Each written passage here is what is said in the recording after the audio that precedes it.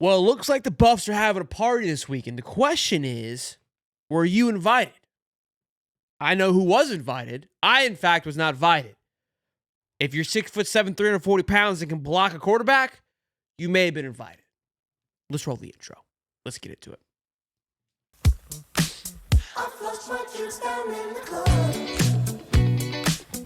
Well, here it is. Big time weekend in store for the Buffs as they're having a plethora of visits happening over the next few days. And look, we've been following this for over a year and a half, 2 years now. If Coach Prime gets you on campus, the success rate's fairly high. Okay, my man's shooting at a 90%. You got the few that maybe get pushed out. It happens. Nobody's perfect. But I'm telling you right now, if he's going to have you on for a visit, especially when it comes to the portal, you got to like the success rate. Let's talk about what's leaving. Khalil Benson being one of them, offensive lineman, and Hank Zielinski, the center, which he kind of started losing that job to Cash Cleveland, the freshman from IMG. So not surprising there. Would have loved to kept for that depth purposes, but I believe he just signed with Rutgers today from what I saw. So a ton of movement as expected. I think some guys are a little, I think it would have been great for the Buffs to keep them, with loadout leaving. That's a change in that offensive line room. Still waiting to see what's going to come in and replace loadout. But let's talk about who is coming in. Let's move in. I mean, this is a hell of a list. You've got 5. This is just 5 offensive linemen visiting this weekend. Talk about just, revamping the line once again. The great wall of Boulder, as we like to call it. First up, offensive tackle. Always got a love of tackle to go alongside that Jordan Seaton. You get both those tackles locked in. I'm really excited for another year with Jordan Seaton, just the progress he's going to make during this offseason. Brandon Snee, 6'7", 320 pounds, 84-inch wingspan, has a 79.8 pass block grade and a 72.6 run blocking grade, according to PFF from Wagner. So competition, kind of take that into consideration. All in all, though, knows how to play the position, has great size. If he were to commit to Colorado, we'll do a better breakdown, kind of dive more into what he's going to bring to the table. I love looking at their PFF. Again, what the PFF allows us to see is just, you got to take into consideration who they're going up against, right? But I've seen a lot of these guys have success transitioning, especially some of the older guys. Doesn't always happen.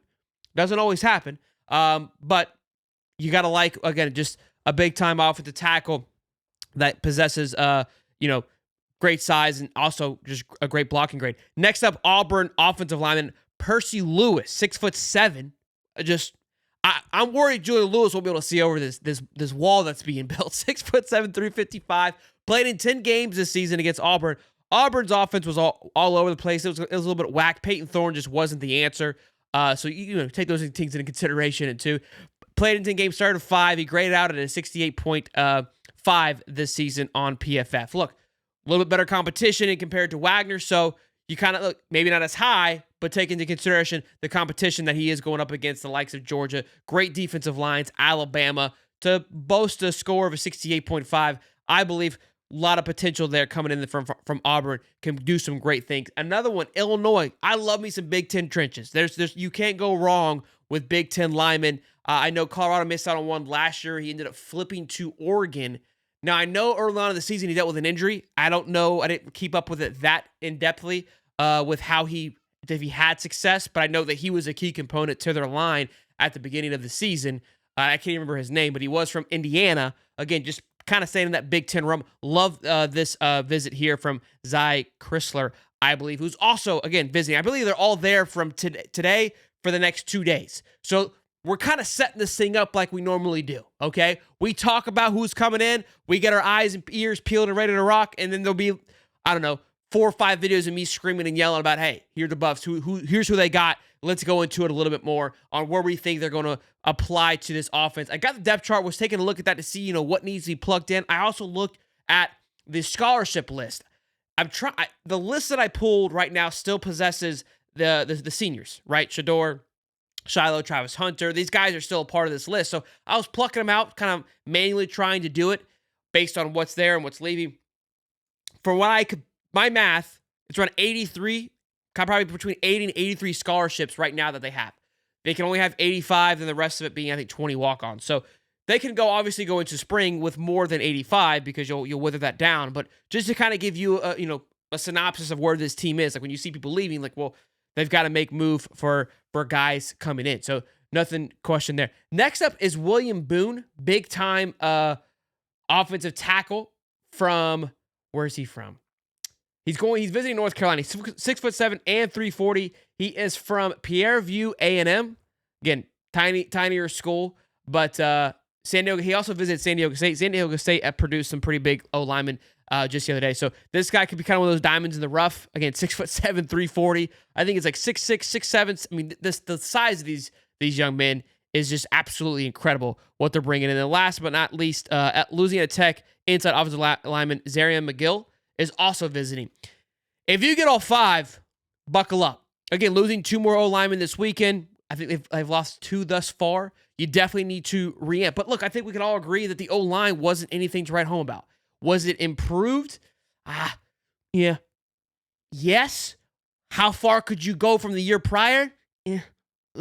Not much. When loadout left, we kind of took a look into it. I believe they ranked 130 out of 133 or 132 in sacks allowed. So again, still a lot of room for improvement. Still a long way to go. You're bringing in some guys in Cardi Smith. I expect him to start right away. Again, Jordan Seaton going into his second year. Really excited to see what he's going to do with another full cycle and through this process. So a lot of good things building up with this O-line. And then also, again, these guys that are surrounding that supporting cast with some experience. Again, you were able to kind of make do with what came in. You kind of kept a few of what came in last year, got rid of the others. So you're, again, same kind of concept that Coach Prime talked about. It's like, look, 2 years ago, we were filling the cabinet up. Past year, they kind of were picking and poking of what they needed. Same kind of concept. You're just trimming on the fat and getting better and better with it each time. So we'll be keeping our eyes and ears peeled for the next 2 days on how this rolls out. But also on defense, we're going to talk about who is going to be visiting. Before we do, though, of course, the show is brought to you by BetUS. Be sure to check out BetUS.com. Use the code YouTube150. Few bowl games left, but NFL playoffs are coming up, and those are always a great time to bet on. I'm pretty dialed in when it comes to bet on NFL. So if you guys enjoy NFL talk, I can maybe spice that in a little bit and talk about the playoffs. But again, we're trimming down on bowl season here. But again, BetUS.com. Use the code YouTube150. Get back 150% on your first deposit, then $125 on your next 2, up to $2,000. I brought this up because the spread being -13 for Alabama and Michigan. Michigan has been slept on so many years for all year long, and I've ragged on them. Raised my hand, and for them to pull the W, massive upset for Michigan. And Michigan, man, keep your eyes out.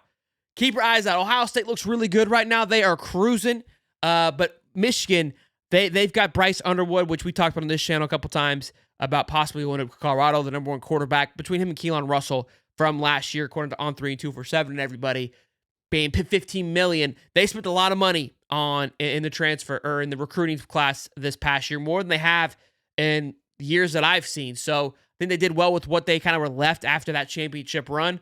They could be a team that's someone to watch next year as a early on contender. And the Big 12, as it was open this year, my opinion, we'll see once everything comes to a close, is going to be open for business next year for the taking, which is really exciting. And Arizona State, I believe, will take a step back. Not in a negative way. I just think they kind of had their their opportunity to strike. I think other teams will take a step back while other teams take forward or continue to take a step forward. So BetUS, check it out at BetUS.com. Now, defensive guys coming in to rock and roll. UTSA linebacker Martavius French. This season, he posted 80 tackles, with 17 being for a loss. UTSA, man, they produced some absolute dogs. This UTS team, like 2 years ago, I believe, was just an absolute terror for a lot of teams that had to go up against them. And again, I remember last year, after that big run, they had a lot of big-time talent going into the portal, some edge rushers, some big-time offensive linemen, and they were all one of the top prospects coming out of that. So this would be a huge pickup in the linebacker room, especially with a few guys leaving for the Buffs. He's also there today for the next few days as well. And then Texas State, who's actually playing right now against North Texas in their bowl game as we're recording this, Tavion Coleman is visiting after everybody else leaves. So like I said, we could have ourselves a big-time week coming up. And I've been telling you, look, January is not going to slow down. And on top of that, as we all have been saying from the portal, we just had 4 teams lose. Oregon, not only did Oregon, listen here, Oregon loses, right? They had the Dallas Wilson situation. He flips to Florida after signing with them. Their 5-star quarterback, who was originally committed to California, they signed 2 big-time quarterbacks. He has now entered into the transfer portal. This young man signed with Oregon December 4th. It ain't been 30 days, and he's already in the portal at Oregon. Oregon might be in a little bit of a rambunctious situation right now. Got a plethora of talent that may be looking elsewhere because they're just not liking what's happening. I'm trolling a little bit. But Oregon's on the list. Georgia, they're now open for business as they have 5 more days now in the portal. Oh, Arizona State, Boise State. Boise State's coach came out and basically wrote this whole little like woe is me article of like, love it here. It's great. We developed a great culture. But these guys that we have, that we've created, that we've built up, are being offered 2 to 10 times more than what we can pay them. Like basically, Boise's about to get just ran through because of the talent they have on that football team. Okay? That's something to keep in mind. Same thing with Arizona State. I think they're going to have a hard time keeping some guys locked and loaded as well, too. After you make a long run like you did and having Texas on the rope, there's some talented guys there, too. Same thing with coaching positions as well. So it is a dog-eat-dog world. I told you, and even though the portal closed a couple days ago, teams that didn't even play in the playoffs are still getting guys to go in. So it's frustrating because you would like for there to be a true cutoff date, but there really isn't. And I said that there wouldn't be as much as you would like there to feel that there to be. It hasn't been because I think Hank today. I mean, we've got Khalil Benson winning. So like, there's no rhyme or reason for these guys going in and how they're able to get in. Again, there's loopholes and all these things. I don't have the answers for you. I wish I did.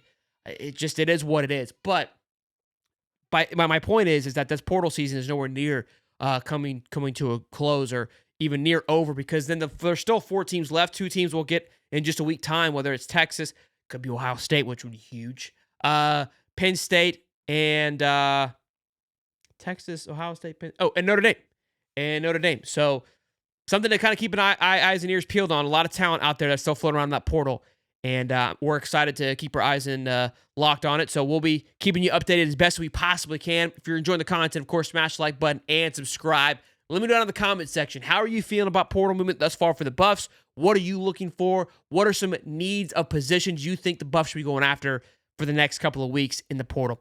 I'll see you on the next one. Of course, brought to you by BetUS. Peace and love, baby.